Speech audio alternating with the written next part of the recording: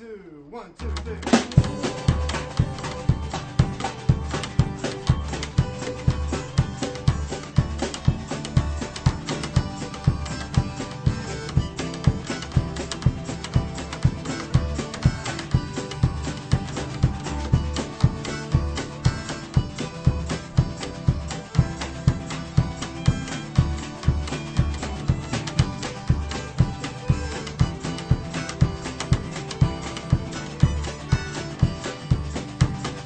Hello, this is Ithaca DSA Presents, and I'm David Foote, an activist and organizer with the Ithaca chapter of the Democratic Socialists of America, or DSA. At the beginning of this month, DSA held the National Convention for the organization. This was a gathering of all of the members or representatives from chapters that happens every 2 years. At the convention, representatives from chapters across the country gather to debate and vote on the priorities of the organization, changes to the DSA constitution, and more.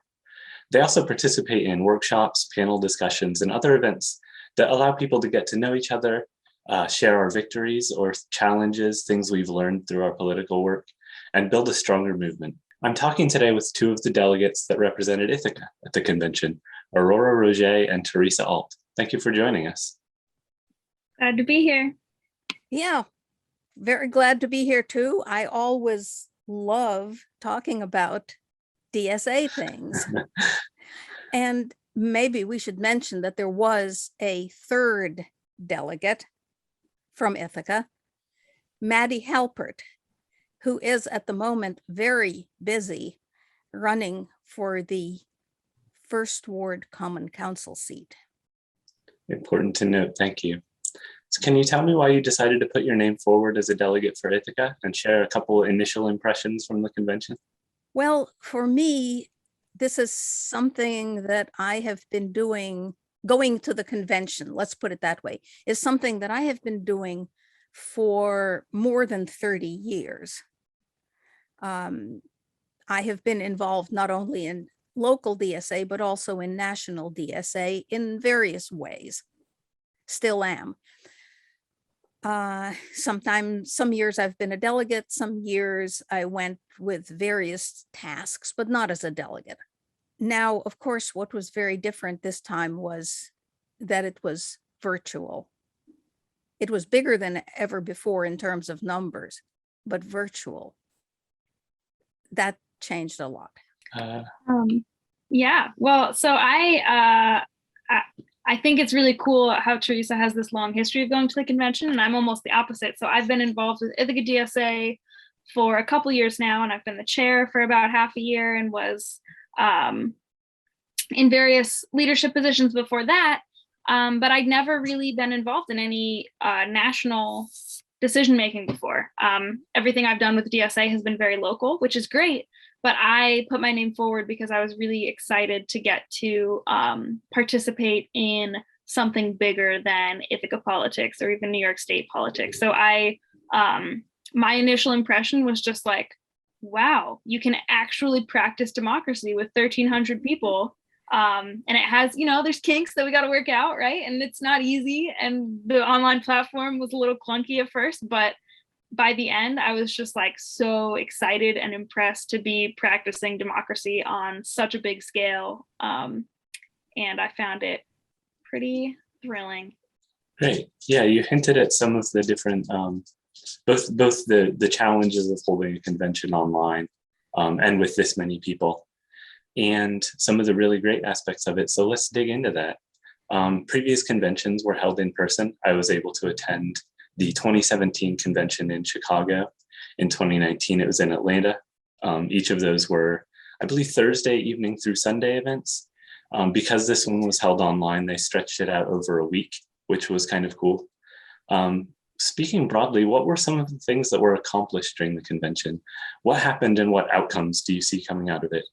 Well, one very basic function of a convention like this is simply to spread information about what national DSA is doing to the spread that information to the chapters, and also spread information from chapter to chapter. Now, the convention is by no means the only way in which this is done, but it's a time at which that's one of the things that happens. It is the time to make major policy decisions for the next 2 years.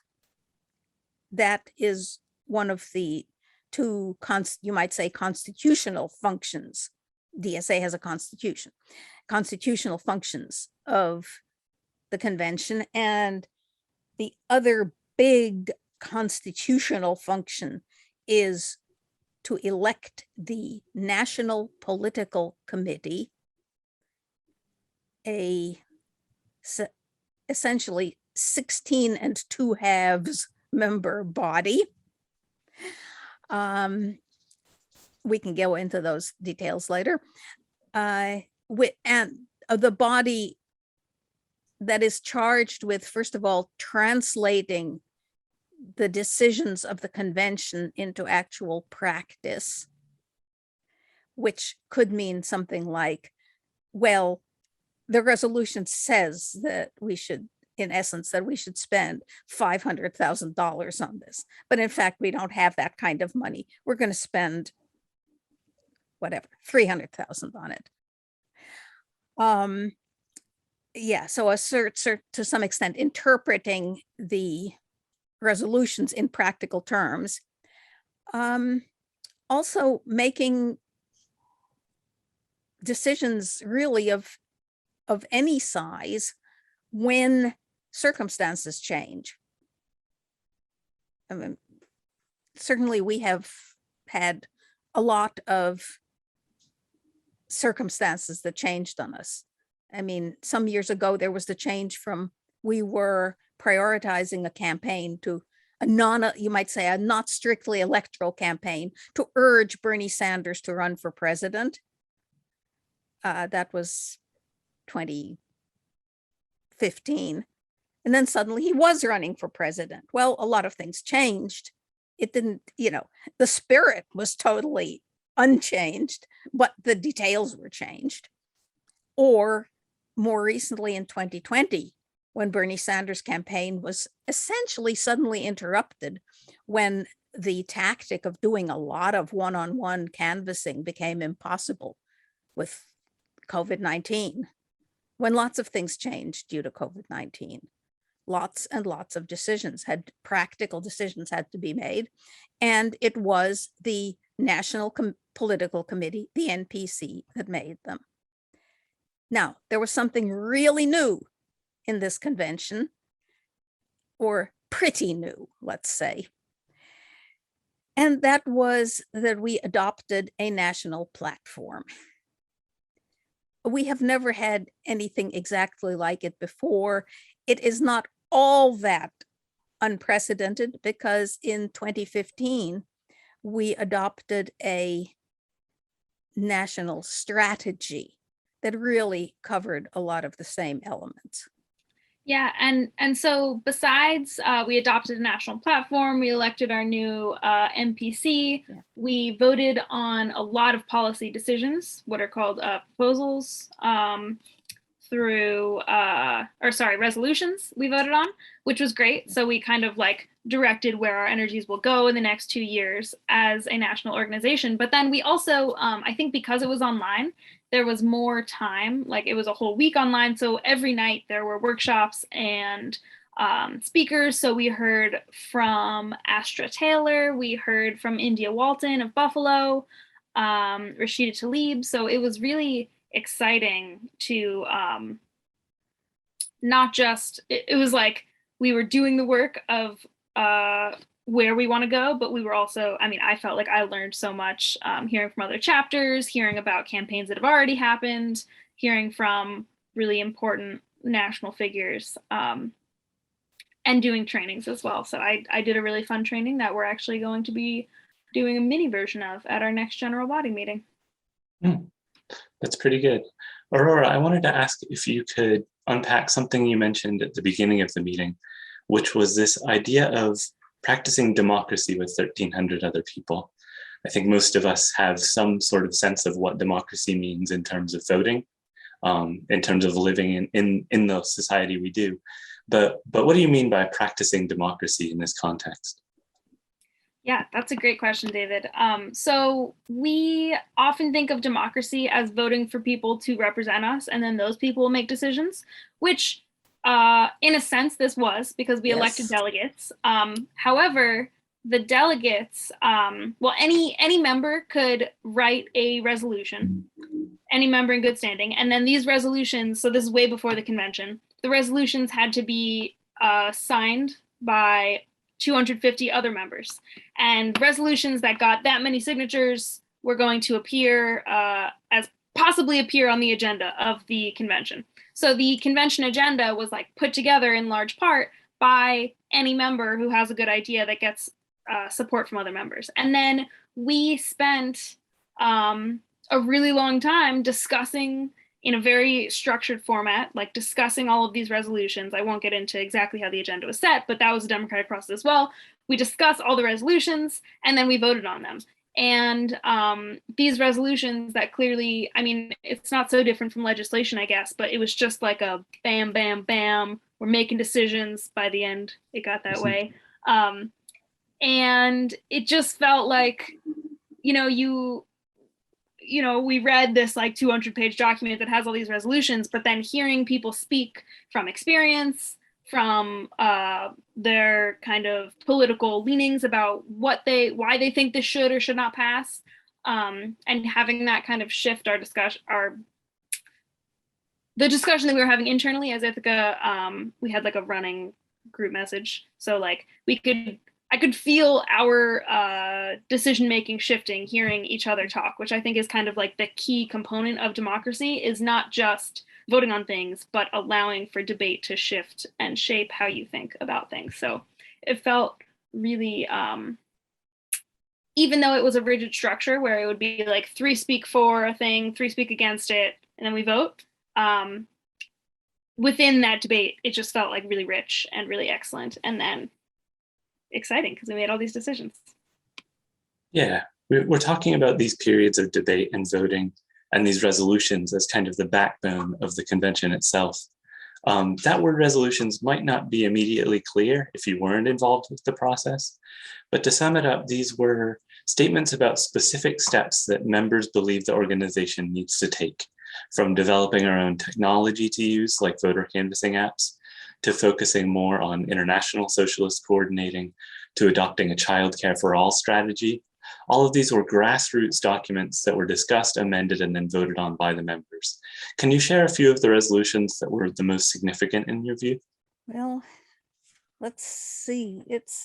I am at this point, I have to say, okay, there was a very significant international resolution that specifically called for DSA joining an organization that I had not previously heard about, the Sao Paulo Forum.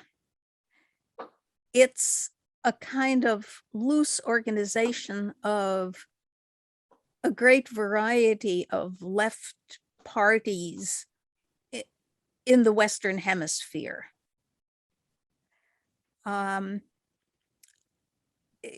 So let's say from one country, there isn't necessarily just one party. There might be 2 or 3 that actually have different politics, but all, let's just say, broadly left.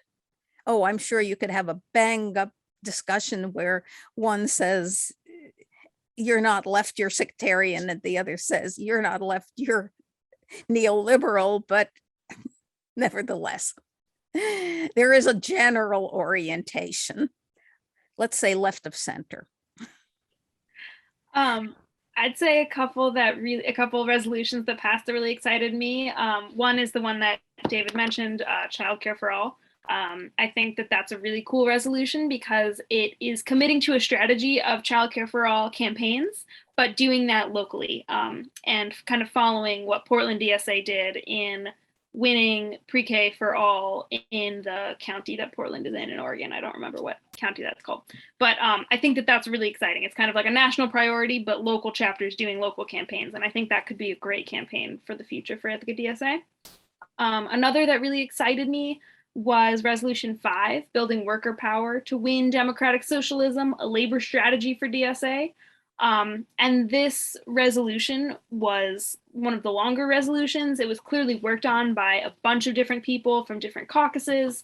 And I thought it like really beautifully laid out the kind of labor work that we should be doing in the next 2 years. And I think it's really significant that we have strategies beyond electoral politics, especially because we all got really excited, as Theresa was saying, by the Bernie campaign. But I think that in order to build a fighting working class, it's not enough to just do electoral stuff. So I really love that resolution as well. Yeah, I think the only reason why I wasn't, or what should I say, more excited about it is that actually an awful lot of what was in it is practice already. There is the National Democratic Socialist Labor Commission, and it has lots of subgroups and they do lots of things, and it has been functioning. Yeah, I think this was kind of like a commitment to continue and expand that work. And I think that that work is some of the most important work we've been doing as National DSA, especially the EWOC, Emergency Worker Organizing Committee, has done like incredible work helping different workplaces organize during COVID around specific issues like masks, like social distancing, like PPE.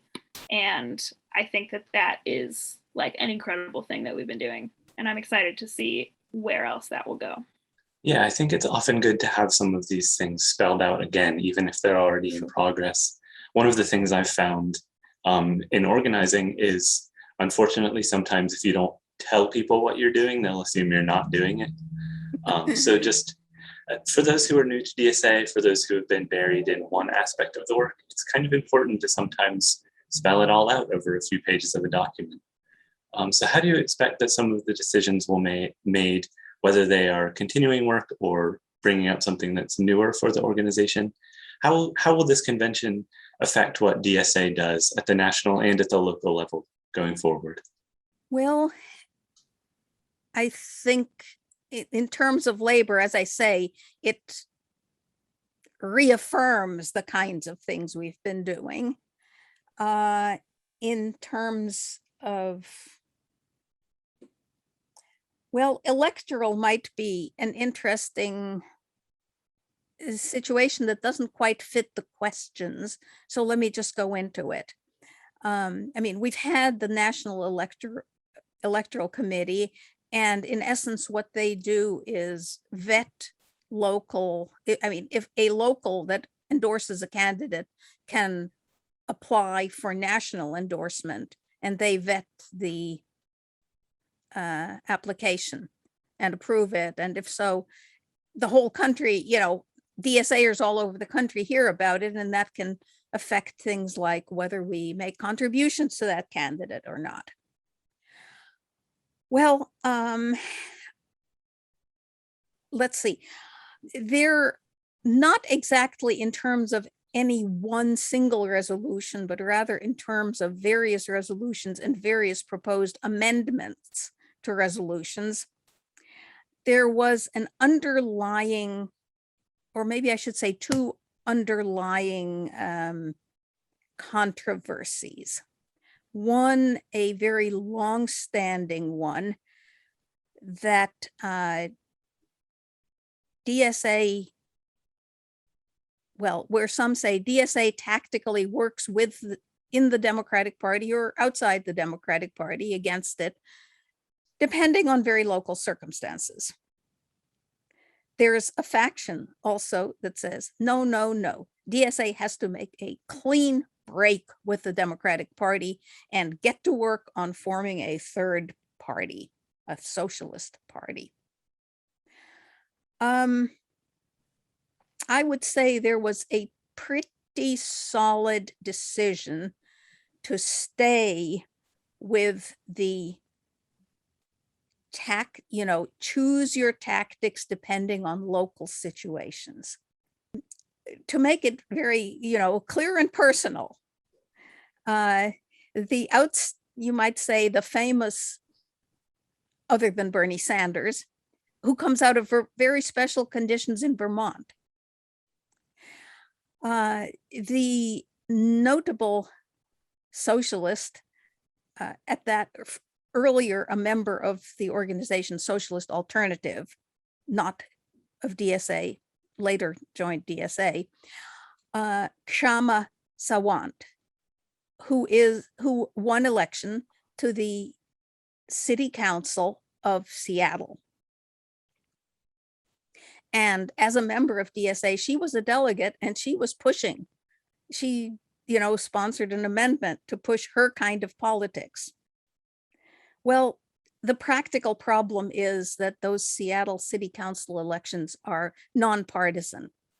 You don't even have the kind of party structure that you have in other places.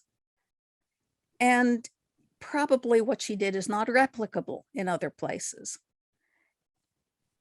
What can succeed in Seattle would just be beating your head against a brick wall in most other places. Yeah. And her amendments and the resolutions for her kind of politics pretty definitively lost. Mm-hmm.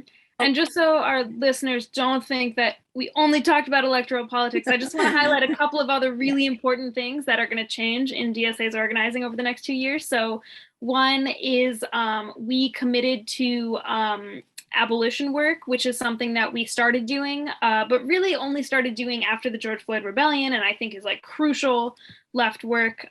We committed to making our organization a multiracial and anti-racist organization through a really interesting resolution. I'm excited to see what comes out of that. And then a couple of just like structural things. We committed to having stronger statewide organizations. We have this kind of weird disconnect where there's the national and there's the local, but there's not a lot of stuff happening at the state level, which is obviously a crucial fighting ground. And I think the Tax the Rich campaign in New York City in New York State was a great kind of starting place for us to do more statewide organizing.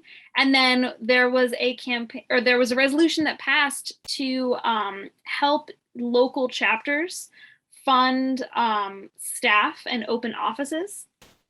So New York City already has staff, a couple different chapters. Louisville has offices that they say are like super important to their organizing. And I'm not sure if that's something that we will pursue in Ithaca, but I think that it can lead to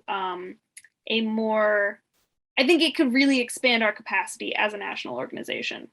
So those are some kind of concrete changes besides just our electoral strategy.